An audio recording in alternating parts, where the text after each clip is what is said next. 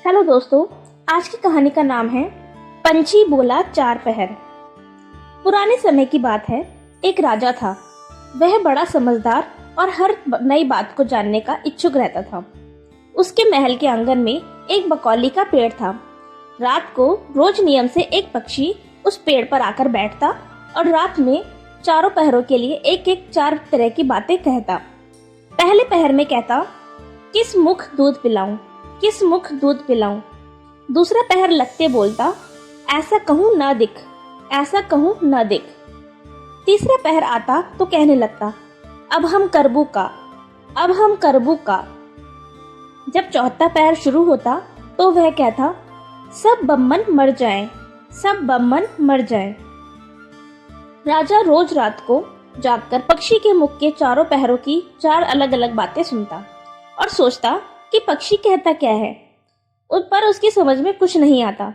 राजा की चिंता बढ़ती गई। जब वह उसका अर्थ निकालने में असफल रहा तो हार कर उसने पुरोहित को बुलाया और उसे सब हाल सुनाया और उसने पक्षी के प्रश्नों का उत्तर पूछा। पुरोहित भी एक साथ उत्तर नहीं दे सका। उसने कुछ समय की मोहलत मांगी और चिंतित होकर घर चला गया। उसके सिर में राजा की पूछी गई चारों बातें बराबर चक्कर काटती रहीं। वह बहुत सोचता रहा पर उसे कोई जवाब नहीं सूझा। अपने पति को हैरान देखकर ब्राह्मणी ने पूछा, तुम इतना परेशान क्यों दिखते हो? मुझे बताओ क्या बात है? ब्राह्मणी ने कहा ब्राह्मण ने उससे कहा, क्या बताऊं, एक बड़ी ही कठिन समस्या में बढ़ चुका हूं। राजा के महल का जो आंगन है उस पेड़ पर हर रोज रात में एक पक्षी आता है और चारों पहरों के अलग अलग चार बातें कहता है। राजा पक्षी की उन बातों का मतलब नहीं समझा तो उसने मुझसे उनका मतलब पूछा, पर पक्षी की पहेलियां मेरी समझ में भी नहीं आई। राजा को जाकर क्या जवाब दूं, बस इसी उधेड़बुन में हूं। ब्राह्मणी बोली, पक्षी क्या कहता है, जरा मुझे सुनाओ। ब्राह्मण ने चारों पहरों की चारों बातें सुनाई। सुनकर ब्राह्मणी बोली, वाह, ये कौन कठिन बात है, इसका उत्तर तो मैं दे सकती हूँ। चिंता मत करो, जाओ राजा से जाकर कह दो कि पक्षी की बातों का मतलब मैं बताऊंगी। ब्राह्मण राजा के महल में गया और बोला, महाराज, आप जो पक्षी के प्रश्नों का उत्तर जानना चाहते हैं उनको मेरी स्त्री बता सकती है। पुरोहित की बात सुनकर राजा ने उसकी स्त्री को बुलाने के लिए पालकी भेजी। ब्राह्मणी आ गई।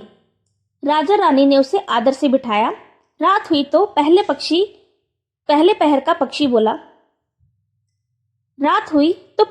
में पक्षी बोला, किस मुख दूध पिलाऊं, किस मुख दूध पिलाऊं। राजा ने कहा, पंडितानी सुन रही हो पक्षी क्या बोलता है?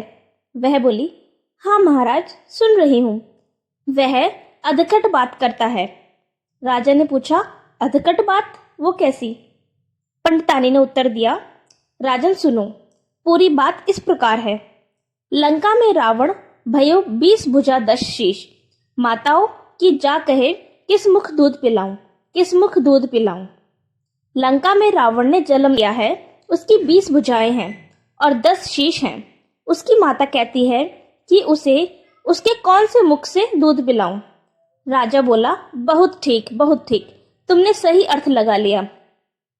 दूसरा पहर हुआ तो पक्षी कहने लगा, ऐसो कहूं न दिख, ऐसो कहूं न दिख। राजा बोला, पंडितानी इसका क्या अर्थ है? पंडितानी ने समझाया, महाराज सुनो, पक्षी बोलता है, घर जंब नवदीप, बिना चिंता को आदमी, ऐसा कहूं ना दिख, ऐसो कहूं ना दिख। चारों दिशा सारी पृथ्वी नवखंड सभी छान डालो पर बिना चिंता का आदमी नहीं मिलेगा। मनुष्य को कोई ना कोई चिंता हर समय लगी ही रहती है। कहिए महाराज, सच है ना? राजा बोला, तुम ठीक कहती हो। तीसरा पहर लगा तो पक्षी ने रोज की तरह अपनी बात दोहराई, अब हम करबू ना, अब हम करबू का। ब्राह्मणी राजा से बोली, महाराज इसका मर्म भी मैं आपको बतला देती हूँ, सुनिए। 5 वर्ष की कन्या साठे दई ब्याह, बैठी करम बिसूरती, अब हम करबू का, अब हम करबू का। 5 वर्ष की कन्या को 60 वर्ष के बुढ़े के गले में बांध दो तो बेचारी अपना कर्म पीट कर यही कहेगी, अब हम करबू का, अब हम करबू का, सही है ना महाराज? राजा बोला, पंडतानी, तुम्हारी यह बात भी सही लगी। चौथा पहर हुआ तो पक्षी ने चोंच खोली, सब बम्मन मर जाए, सब बम्मन मर जाए। तभी राज ने ब्राह्मणी को कहा, सुनो पंडतानी, पक्षी जो कुछ कह रहा है क्या वह उचित है? ब्राह्मणी मुस्कुराई और कहने लगी, महाराज, मैंने पहले ही कहा है कि पक्षी अधकट बात कहता है। वह तो ऐसे सब ब्राह्मणों के मरने की बात कहता है। विश्वास संगत जो करे, सूरा मांस जो खाए, बिना सपरे भोजन करे, वे सब बम्मन मर जाए, वे सब बम्मन मर जाए। जो ब्राह्मणी वैश्य की संगति करते हैं, सूरा और मांस का सेवन करते हैं और बिना स्नान किए भोजन करते हैं, ऐसे सब ब्राह्मणों का मर जाना ही उचित है। जब पक्ष है ना, ठीक है या नहीं? राजा ने कहा, तुम्हारी चारों बातें 52 तोला पाववृत्ति ठीक लगी, तुम्हारी बुद्धि धन्य है। राजा रानी ने उसको बढ़िया कपड़े और गहने देकर मान सम्मान से विदा किए। अब पुरोहित का आदर भी राज दरबार में पहले से अधिक बढ़ गया। दोस्तों, आज की कहानी आपको कैसी लगी हमें कमेंट्स में जरूर बताएं। Thank you for listening.